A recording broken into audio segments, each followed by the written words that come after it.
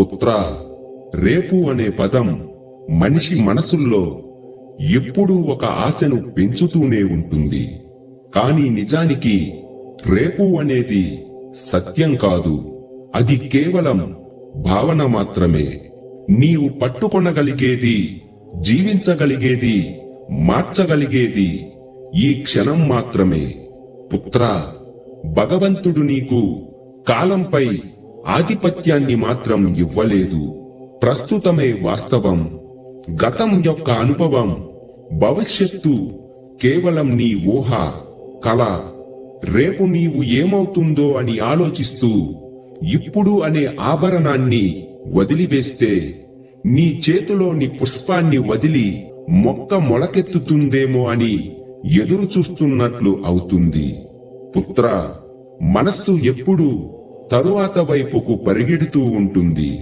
కానీ ఆత్మ మాత్రం ఇప్పుడే అనే దానిపై నివసిస్తూ ఉంటుంది. పుత్రా, రేపు అనే మాటను వదిలి ఇప్పుడు జరుగుతున్న వర్తమానంలో జీవించు. దానిని రేపు అనే ఆందోళనతో నింపకు. పుత్రా, మనుష్యులు అనుకుంటూ ఉంటారు, అదృష్టం అంటే ఒకరోజు భగవంతుడు తలుపు తట్టి ఇదిగో నీ జీవితాన మార్పు అని బహుమతిగా ఇస్తాడు అని ఊహిస్తారు.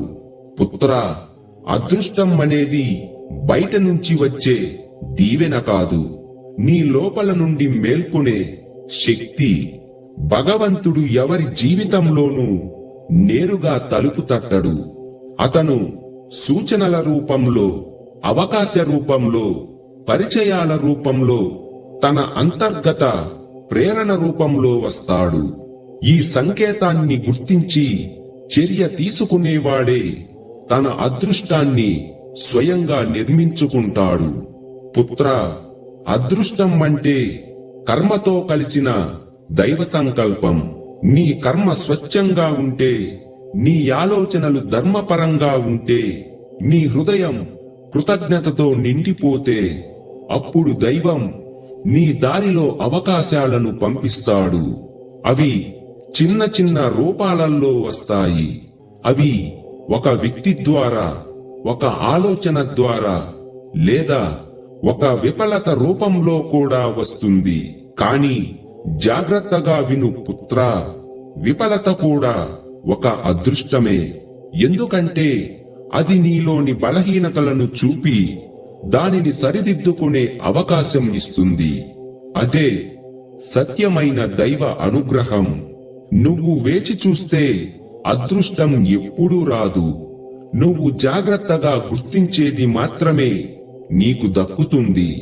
అదృష్టం నీకు పరిగెడుతూ రాదు, నీవే పరిగెడుతూ చేరుకోవాలి. కాని అది చేరుకోవాలంటే నడిపేది నీ చైతన్యం, నీ విశ్వాసం.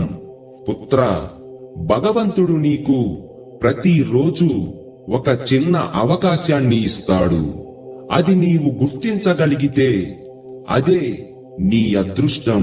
పుత్రా, భగవంతుడు అదృష్టాన్ని సృష్టించడు, అతను నీకు సృష్టించే శక్తిని ఇస్తాడు. దానిని ఉపయోగించగలిగేది నీవే. పుత్రా, మనిషిని, మనస్సుని బంధించే సంకెళ్ళు బయటవి కావు. అవి నీ ఆలోచనల రూపంలో ఉంటాయి.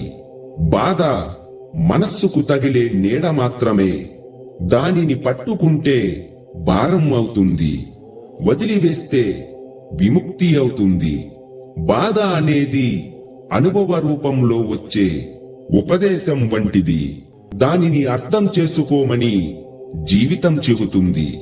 కానీ నీవు దానినే పట్టుకొని ఇది నా బాధ అని గుర్తింపుగా మోస్తూ ఉంటావు. అక్కడి నుంచే నీవు బాధతో సమానమైపోతావు. కాని ఒక్కసారి ఆ పట్టును వదిలివేస్తే మనస్సు పక్షిలా ఎగురుతుంది. అప్పుడు నీకు అర్థమవుతుంది, బాధ బయట లేదు, కేవలం నీ యొక్క స్పందనలోనే ఉంది అని. పుత్రా, నీవు సముద్రం లాంటి వాడివి. తరంగాలు పైకి వస్తాయి, మరలా కిందికి పోతాయి, కాని సముద్రం మాత్రం స్థిరంగానే ఉంటుంది. బాధ వచ్చినా నీ ఆత్మ యొక్క శాంతి అలాగే ఉంటుంది. ఏది వచ్చినా సరే అది కూడా దైవం ఇచ్చిన పాఠమే అని తెలుసుకోవడం. ఆ అంగీకారం వచ్చిన క్షణం నుంచే బాధ శాంతిగా మారుతుంది, వేదన జ్ఞానంగా మారుతుంది. ఎందుకంటే పుత్రా, నీకు బాధ కలిగించేది పరిస్థితి కాదు, దానిని పట్టుకుని ఉన్న నీ మనస్సే. దానిని వదిలివేస్తే నీవు దైవం యొక్క శాంతిలో మునిగిపోతావు.